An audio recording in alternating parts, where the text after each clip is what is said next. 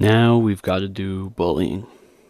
Over the past week, I was watching the news, and a 13-year-old killed herself because of the bullying she endured, and cannot stand idly by and will not stand idly by. So I'm here to talk about this because, someone has to. So there have been numerous mentions of bullying at our local schools, Westfield, and honestly, I believe it. This day and age has been all about power. Why did Harvey Weinstein do what he did? The easy answer is power, and the true answer is absolutely appalling. And I don't even know the full story. So before we move forward, just wanted to give some notes on what's going on with everything. December 16th's episode has been canceled, and we're skipping the topic of active versus suicidal behavior because it's been tabled for another time when we can really focus on, something of that magnitude. So we'll be releasing our final episode on December 23rd, as promised, for a special conclusion. You'll be hearing the voices of some friends of mine, including Julian Mazzola, who is the lead singer of Blue Moon Under. He's the one who granted me permission to use the music. As always, big thanks to him. Anyways, I'm excited to share what I've learned about bullying through experience. I've been a bystander, and I've received minimal, not really like life-threatening or very emotional bullying, but I've received, comments, and I've seen worse. I've seen things. Because the truth of it is, the only bullying I've ever really faced was my own. I always brought myself down, and the other kids noticed, so I ended up withdrawing from many, many people until recent years. So I'm going to start right 3, 2, 1. Nah, I'm just messing with you. Let's get into it.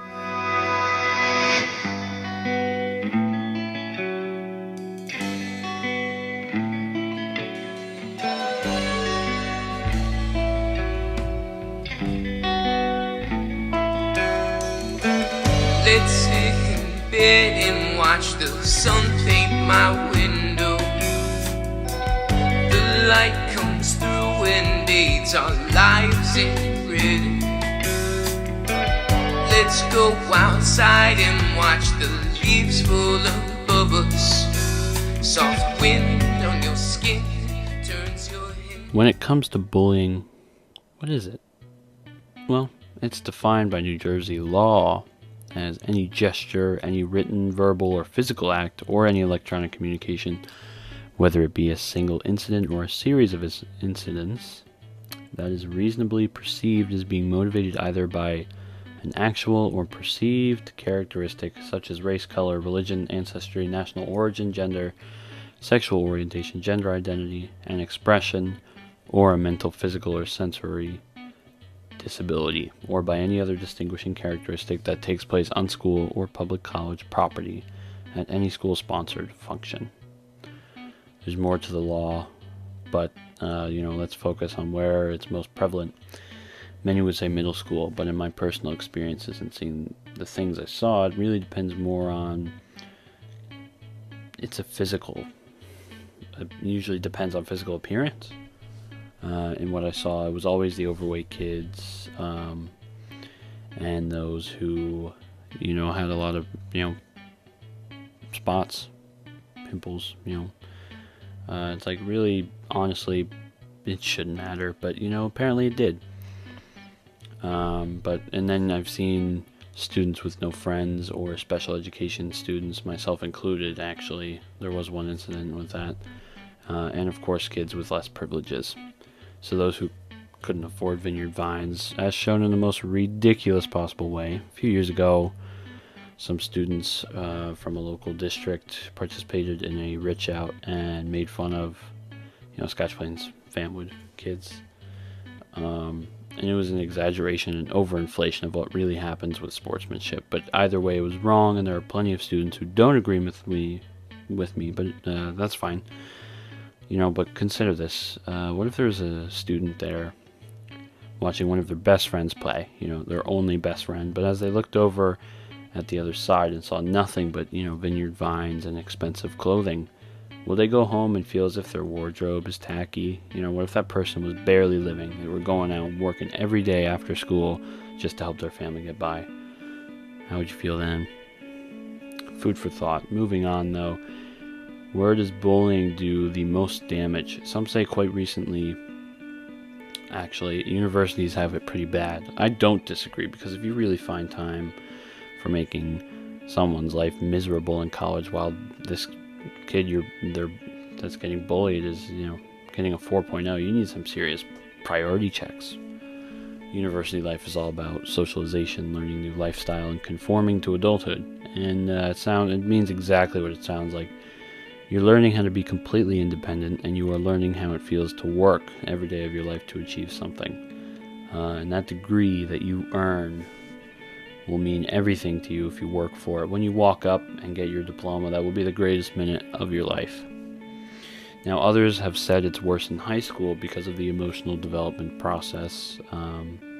Adolescents in high school are said to be more vulnerable to emotional issues and mental illness because of the fact that, everyone wants to be better than each other, only because they're afraid of not, being better. Filtering all that down.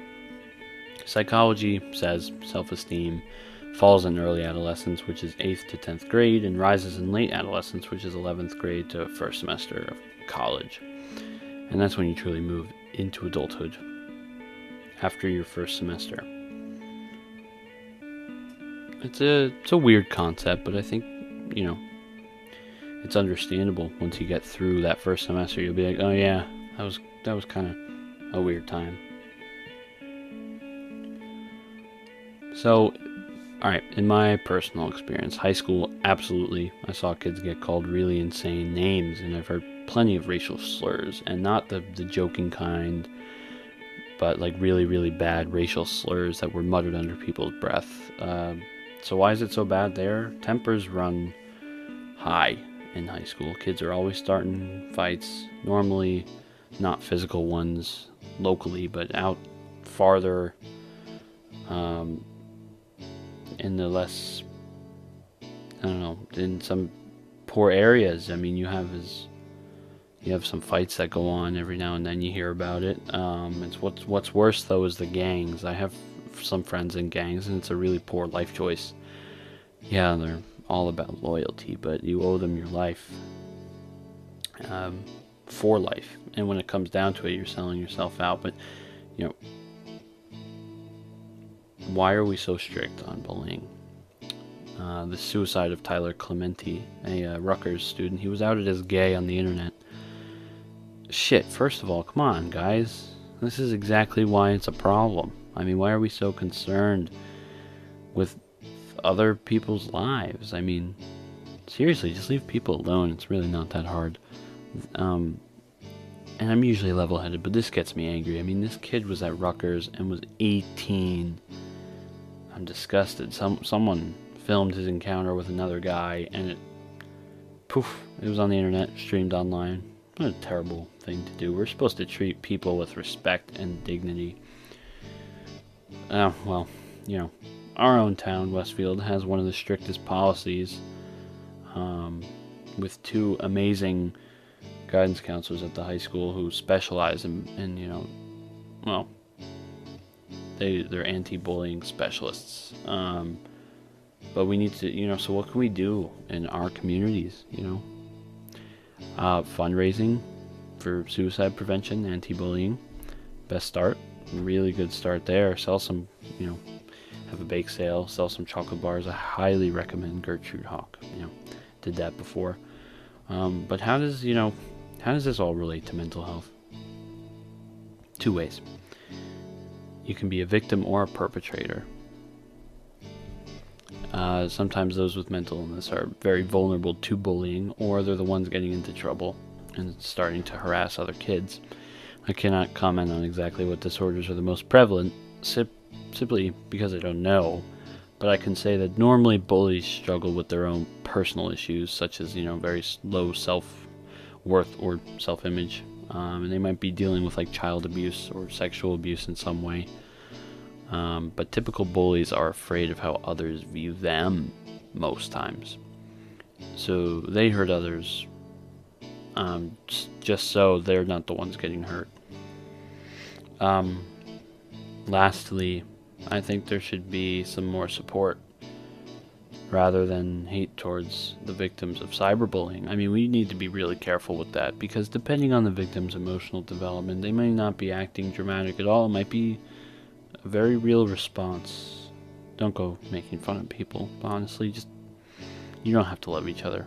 That's what I have here in the script, but just be civil, dignity, respect, all of that.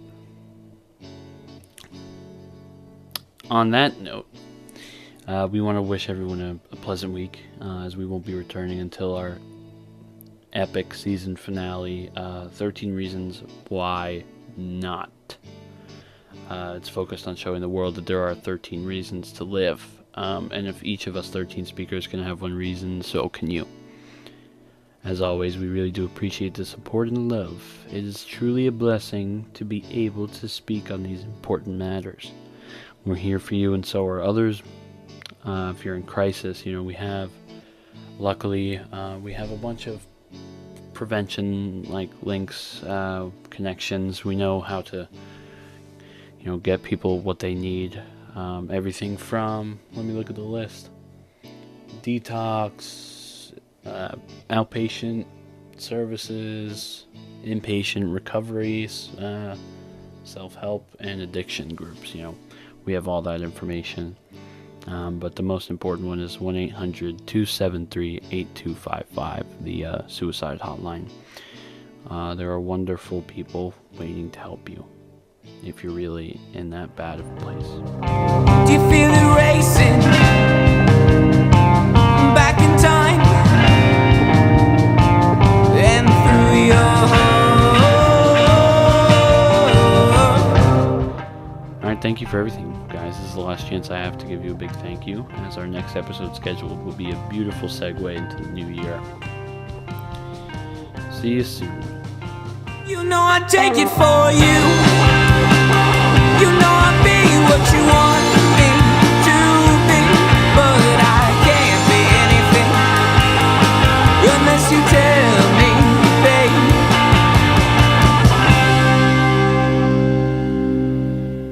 Wow. This is the shortest episode I've ever done.